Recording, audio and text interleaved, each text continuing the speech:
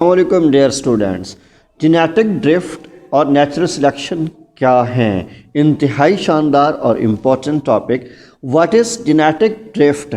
The chance event that cost of sudden change and relatively large change in the ratio of genotype in a small population is known as genetic drift. एक मुख्तसर और छोटी सी population के genotype के तनासब में फौरी, तेज़ और बहुत बड़ी तब्दीली रूनुमा होने को जेनेटिक ड्रिफ्ट कहा जाता है। यहाँ चंद टर्म्स हम सीखते हैं। What is chance event? Chance event ऐसे ही है जैसे हम एक सिक्के को थ्रो करते हैं, एक काइन थ्रो करते हैं तो उसका हेड भी आ सकता है और उसके टेल भी आ सकती है। यानी यहाँ एक प्रोबेबिलिटी का चांस 50% होता है। तो दैट्स व्हाई एक स्मॉल पॉपुलेशन के जीनोटाइप में जो तेज़ी से और लार्ज साइज़ की तब्दीली आती है वो 50% चांस के साथ आती है। इस कंसेप्ट को हम जेनेटिक ड्रिफ्ट कहते हैं। एक और अंदाज से भी इसे डिफाइन किया जाता है, change in gene frequency of population due to chance events. Chance events की वजह से पॉपुलेशन की जीन फ्रीक्वेंसी में तब्दीली भी नेचुरल सिलेक्शन या जेनेटिक ड्रिफ्ट कहलाती है। हमारे इस लेसन में जेनेटिक ड्रिफ्ट के 3 मेजर एडवांटेजेस मेंशन किए गए हैं।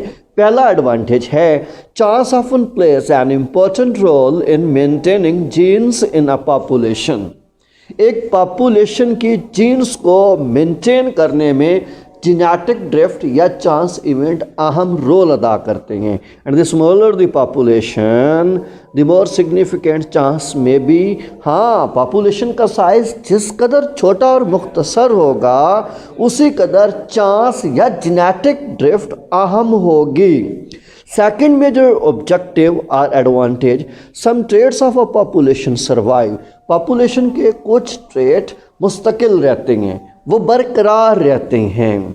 It's not because they increased fitness, ये जानदारों की फिटनेस की बेटर एबिलिटी की वजह से नहीं होते, but because they come in gametes involve in fertilization. ये करैक्टर्स यानी ये ट्रेट्स जो बेटर क्वालिटी के ऑर्गेनिजम्स के अंदर आते हैं और जेनेटिक ड्रिफ्ट के बेस पर आ जाते हैं, ये जानदारों के गैमेट्स में आते हैं और फर्टिलाइजेशन में जाइगोट या इंडिविजुअल के अंदर इकट्ठे हो जाते हैं। दैट्स व्हाई यहाँ पर फर्टिलाइजेशन या गैमेट फॉर्मेशन ये एक इम्पॉर्टेंट फैक्टर है जो मुख्तलिफ स्पीशीज़ या पॉपुलेशन के इंडिविजुअल्स में ट्रेड्स को सर्वाइव करता है, कांस्टेंट रखता है। Third major advantage is chance event influencing the frequencies of genes in populations result in genetic drift. जानदारों की पॉपुलेशन की जीन फ्रीक्वेंसी को चांस इवेंट जेनेटिक ड्रिफ्ट के तौर पर, जेनेटिक ड्रिफ्ट के नतीजा के तौर पे मुतासर करता है, अदरवाइज इफेक्ट नहीं कर सकता। Let's say conclusion, these chain event may result in a particular allele increasing or decreasing in frequency. ये चांस ऑफ इवेंट किसी भी पॉपुलेशन में एक ख़ास किस्म की अलील को कम या ज़्यादा करने का बायस बनते हैं। In small populations inbreeding is also common.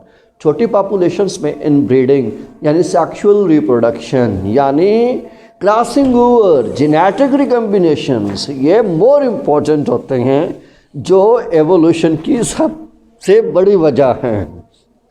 Genetic drift and inbreeding are likely to reduce genetic variation within a population.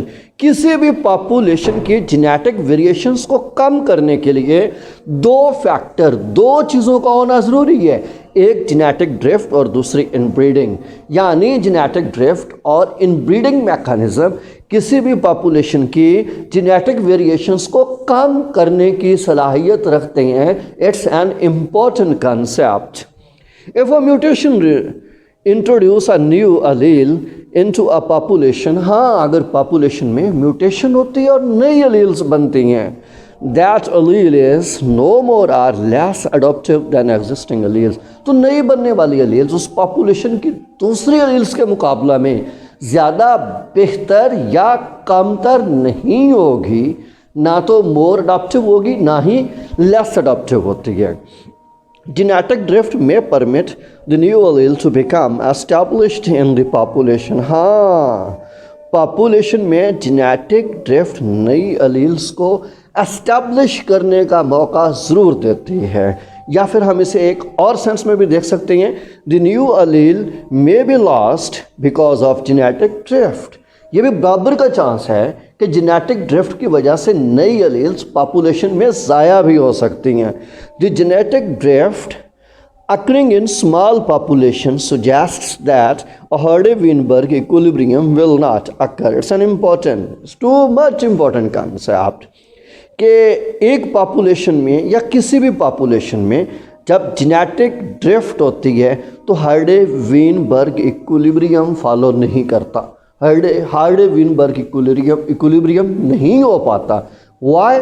ऐसा क्यों होता है? क्योंकि हार्डे-वीनबर्ग में genetic drift, new allele formation of new species नहीं होती, म्यूटेशन का concept नहीं है, और हार्डे-वीनबर्ग इक्विलिब्रियम के अंदर क्रॉसिंग ओवर या एवोल्यूशन का कंसेप्ट नहीं है।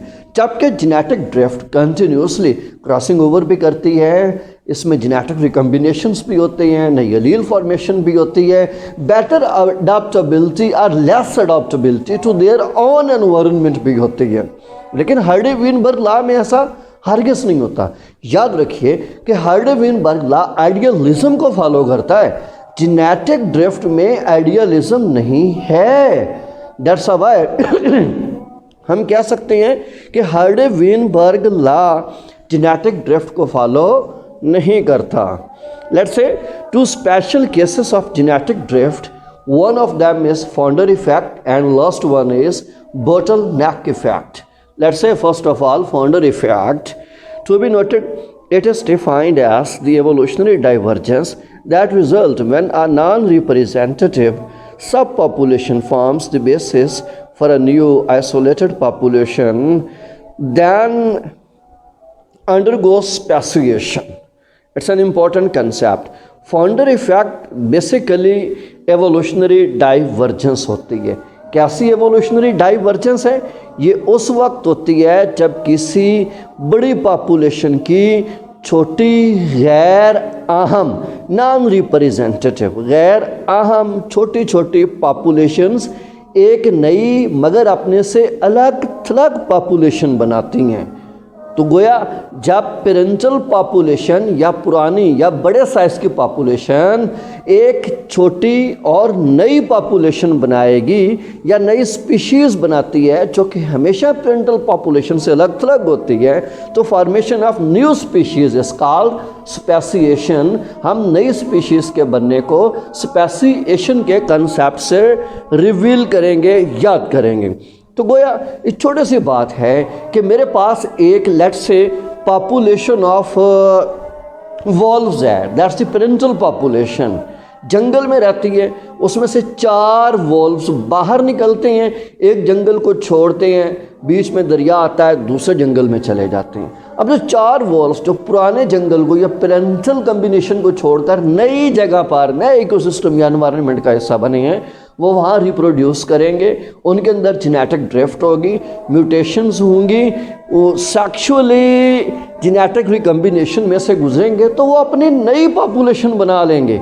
अब आप बात पर ज़रा गौर करें, जो नई पॉपुलेशन बनी है वो पेरेंटल पॉपुलेशन से छोटी भी है, जो नई पॉपुलेशन बनी है वो पेरेंटल पॉपुलेशन की तरफ जाने का रुझान नहीं रखती। क्यों? बीच में रिवर है, रुकावट है। सो पेरेंटल पॉपुलेशन और नई पॉपुलेशन या स्पीशीज़ के दरमियान आइसोलेशन होगी, बैरियर होगा, रुकावट होगी। तो बैरियर या रुकावट की बुनियाद पर जब नई स्पीशीज़ बनती हैं तो यह कंसेप्ट फाउंडर इफेक्ट कहलाता है। When a new individuals from a parental population colonize new habitats, जब चंद एक जानदार अपनी पेरेंटल पॉपुलेशन को छोड़कर नई हैबिटेट में पर मुंतकिल होते हैं, दे seldom carry a representative sample of the gene pool from which they came। तो उनके अंदर representative sample of gene pool यानी अपने वालिदैन का जीन पूल रेयर होता है, बहुत कम होता है। The new colony that emerged from the founding individuals have a distinctive genetic makeup. तो नई कॉलोनी जो नई हैबिटेट के अंदर नए जानदारों ने, नई स्पीशीज़ ने बनाई है, उन जानदारों के पास नुमाया जेनेटिक मेकअप होगा that is with far less variation than the larger population. जो नई स्पीशीज़ का जो न्यू जेनेटिक और नुमाया जेनेटिक मेकअप बना है, ये पेरेंटल जनरेशन या लार्जर पॉपुलेशन की वेरिएशन की निस्बत कम वेरिएशन रखता होगा। This form of genetic drift is the founder effect. यहाँ फाउंडर इफेक्ट को स्केच में नुमाया किया गया है। आप ओरिजिनल पॉपुलेशन बिग सर्कल को आप देखें, यहाँ पर 3 सर्कल नज़र आ रहे हैं, रेड, ग्रीन और इंडिगो, सुर्ख, सब्ज और जामनी कलर के। कोई से 4 जानदार बाहर निकलते हैं जो फाउंडिंग पॉपुलेशन कहलाएगी, 2 रेड के और 2 ही ग्रीन के। तो फिर आगे डिसेंडेंट्स को आप देखें, नोट करें, तो उसमें सिर्फ रेड और ग्रीन के इंडिविजुअल्स हैं और यहाँ पर नई स्पीशीज़ या नई पॉपुलेशन मुतारफ़ हो चुकी है। जबकि आप पेरेंटल या ओरिजिनल पॉपुलेशन को देखें, उसका साइज़ बहुत बड़ा है, डिसेंडेंट्स का साइज़ बहुत छोटा है, बीच में रुकावट या हर्डल्स भी शामिल हैं। दैट्स व्हाई इसमें हो ये रहा है कि पेरेंटल से कुछ इंडिविजुअल सेपरेट हो रहे हैं, नई हैबिटेट पर मुंतकिल हो रहे हैं, मुंतकिल होकर नई स्पीशीज़ बना रहे हैं, नई वेरिएशंस, नए जेनेटिक कम्बिनेशन के साथ मरज़ वजूद में आ रही हैं। तो इस इफ़ेक्ट को हम फाउंडर इफ़ेक्ट कहेंगे। Here is a few examples of founder effect. Dunkers of the eastern Pennsylvania. Dunkers of eastern Pennsylvania is an example of founder effect. They immigrated from Germany to United States early in the 18th century. तो इस drunkards के कबीला ने Germany से United states of America की तरफ early 18th century में हिजरत फरमाई।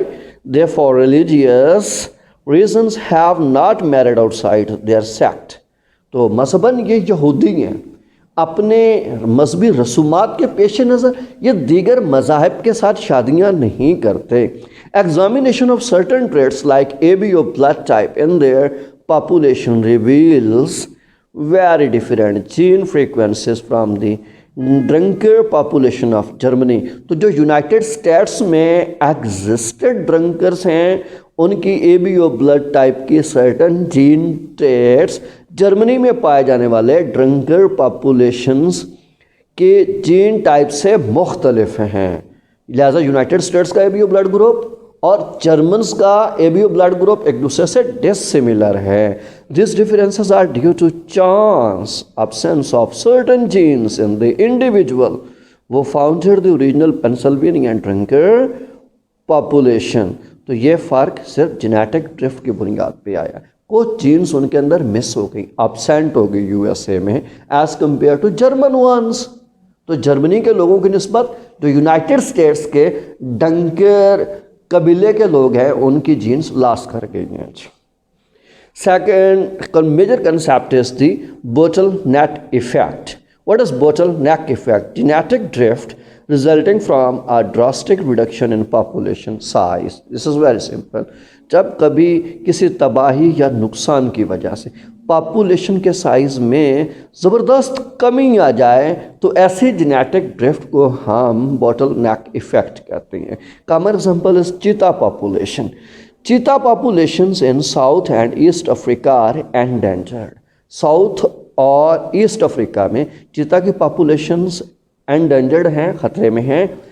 There populations have reduced genetic diversity to the point that even if populations are restored they will have only a remnant of original gene pool. उनकी populations की genetic diversity इस हद तक गिर चुकी है, कम हो गई है। अगर उनकी पॉपुलेशंस को हम नॉर्मल कर दें, रिस्टोर कर दें, तब भी उनके ओरिजिनल जीन पूल रेमिनेंट ही रहेगा। This form of genetic drift is called bottleneck effect. यहाँ पर ये बाय स्केच दिखलाया गया है। Here is a parental population, बोतल भरी हुई है और उसमें ब्लू येलो कलर की जीन्स हैं। इसमें से चंद एक को आपने एक बीकर के अंदर लेना है, that is their new environment. Mention किया गया है ड्रास्टिक रिडक्शन इन पॉपुलेशन। आप चंद एक लें, फिर सर्वाइविंग इंडिविजुअल उसमें से आएंगे। सर्वाइविंग इंडिविजुअल नेक्स्ट जनरेशन में अपने आप को अडॉप्ट कर लेते हैं। सो बोटल नेक इफेक्ट में जो बोटल से drastic reduction in population size पर लिया जा रहा है, अक्सर जीन डिस्कार्ड कर जाती हैं, ये ख़राब हो जाती हैं, चंद एक सर्वाइव कर पाती हैं, बचती हैं। जो सर्वाइव कर पाएंगे वही अपने आप को अगली नस्लों तक एनहांस कर लेते हैं, उनकी जेनेटिक वेरिएबिलिटी सर्वाइव कर पाती है। Here is another example of bottleneck effect, that is the northern elephant seal. Similarly, northern elephant seal was endangered in 80s. 18वीं सदी में नॉर्दर्न एलिफेंट सील को उर्फ़ आम में एंडेंजर्ड करार दिया गया। लेजिस्लेशन वाज एनेक्टेड इन 1922, 1922 में कानूनी कार्रवाई की गई, कानून बनाया गया। Know the population is greater than 1 lakh individual, अब 1 लाख से ज़्यादा इसके जानदार हो चुके हैं।